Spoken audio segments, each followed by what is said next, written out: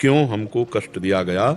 ये वो उपासक बोल रहा है जो ना शुद्ध शरणागत है और ना निरंतर भजन होता है और ना भी उसे भगवदानंद का अनुभव हुआ है, चाहे वो स्त्री हो चाहे वो पुरुष हो।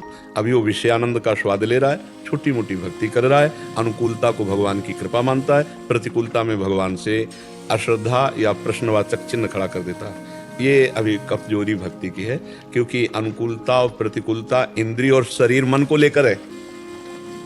आप देखिए प्रतिकूलता किसको आती है, एक एक चीज को आप समझ जाइए। जैसे आप स्त्री शरीर में है तो आपका पति, आपका पुत्र, आपका घर, आपकी संपत्ति, ये प्रभु की दी हुई है और ये भी मानती है कि वो नियत समय के लिए है। मानो अगर पति या पुत्र या परिवार का किसी सदस्य का शरीर का एक नियत समय है, आप भक्ति करो या ना करो वो चला जाएगा। समझ रहे, आपका शरीर एक नियत समय के लिए, आप भक्ति करो या ना करो चला जाएगा।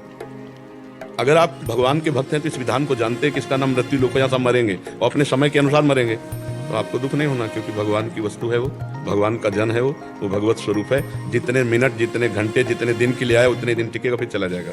अगर आप समझें कि पुत्र के वियोग में या परिवार के वियोग में भक्त को दुख होता है, ऐसा नहीं। देखिए नरसिंह मेहता जी का पुत्र पधारता है, आप पढ़ के देख लीजिए, करताल लेकर नाचते हैं। श्रीवास जी के आंगन में चैतन्य महाप्रभु नृत्य करते हुए कीर्तन कर रहे हैं, उनका पुत्र पधारता है, वो और उछल उछल कर नाचते हैं कि जीव की सदगति हो गई। जहाँ भगवान नाम कीर्तन जाना तो था ही, लेकिन ऐसे समय में गया कि महाप्रभु चैतन्य देव नाम कीर्तन कर रहे हैं और जीव जा रहा है भगवान के धाम, तो वो आनंदित हो रहे हैं, रो नहीं रहे हैं। लेकिन हमारी दशा बदल जाएगी, भगवान से श्रद्धा हट जाएगी, नहीं हट जाएगी।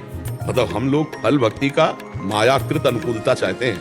अब हमारे पास भोग सामग्री बची, तो जिस समय जिस भोग सामग्री को हमें भोगने को है तो अनचाहे भी भोगना पड़ेगा। जैसे नहीं चाहते पर दुख भोगना पड़ता है, ऐसे ना चाहने पर भी सुख भोगना पड़ेगा।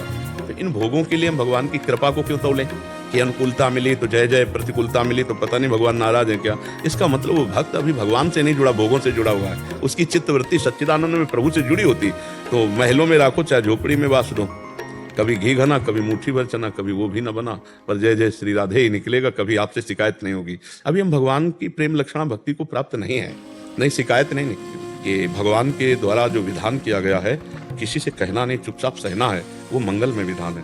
भगवान जैसी परिस्थिति में रखे उसमें राजी होना है। तो ये तो हुआ बाहरी दुख जो आप देख रहे हैं, लेकिन अंतर में वो जो सुख हमें प्रदान करते हैं उसके लिए ना हम पात्र दिखा सकते हैं और ना वो बता सकते हैं। तो हम भगवान से शिकायत न करें, हमारे ही प्रारब्ध का। देखो भक्ति तो आज आप कर रहे हैं, लेकिन शरीर रचना बहुत पहले हो चुकी है और शरीर रचना के समय दो कर्मों से होता है, पाप और पुण्य।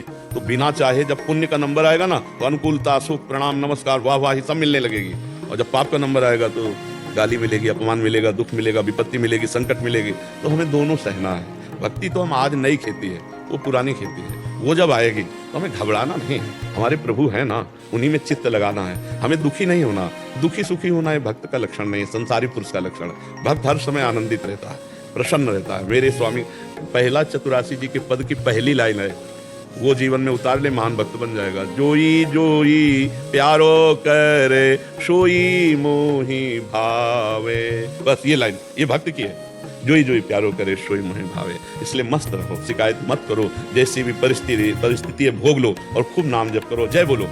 जब तुमसे कोई बोले ना कि बड़ी समस्या है, हमने बहुत कृपा है, राधा रानी की जय, इसका हम आपको श्लोक बताते हैं। श्रीमद् भागवत में लिखा हुआ है, वो श्लोक का सुसमीक्षण मानो। जब हम प्रतिपल भगवान की कृपा का दर्शन करते रहे, जो प्रारब्ध के अनुसार सुख दुख आवे उसे भोग ले और हर समय भगवान की कृपा मनाते रहे। जय हो, भगवान की बड़ी कृपा है। तो बोले वो ऐसे परम पद को प्राप्त हो जाता है जैसे पिता की प्रॉपर्टी पर पुत्र का अधिकार हो जाता है। हर समय कृपा देखना, जय हो भगवान आपकी बड़ी कृपा है, श्री जी की बड़ी कृपा है। बोले पुत्र मर गया, कृपा मना रहे हो? हाँ हाँ, मेरा नहीं था, उनका था, उन्होंने इतने दिनों के लिए सेवा दी थी, अब बुला लिया अपने पास, जय हुआ। पर ये महान भक्त की बात है। हम कैसे भक्त हैं, छोटी छोटी बात में हमें भगवान से श्रद्धा आ जाती है। तो हमने समझा क्या अपनी भक्ति को, अभी खिलवाड़ समझा, अभी भक्ति का रंग नहीं आया है। तो हम ऐसे सुदृढ़ भक्त बने भगवान के चरणों का आश्रय लेकर कि हम सब कुछ सह सके पर भगवान को न छोड़ें, क्योंकि आखिरी जन्म होना चाहिए। अब और ऐसा कलिकाल बढ़ेगा कि भजन साधन या सही मार्ग मिलना बड़ा कठिन, पाखंड का